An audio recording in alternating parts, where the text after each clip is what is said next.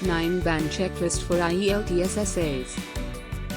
Have you identified the type of essay correctly? There are 7 different essay types.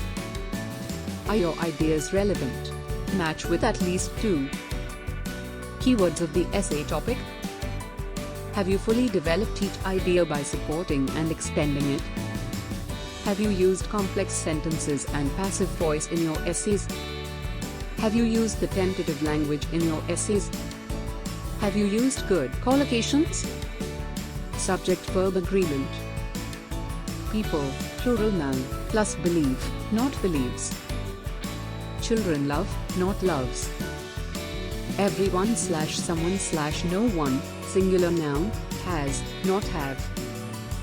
Helping others, gerund takes singular noun. Verb, makes, not make, us feel better. Subject pronoun agreement. Mobile phones, they. Mobile phone, it. Their versus their. There are 6 rooms in my house. Their house is big. If we work hard, not if we will work hard, we can get success. Nowadays, not nowadays. The plus noun plus of, the advantages of, the disadvantages of, the capital of, the use of, the secret of.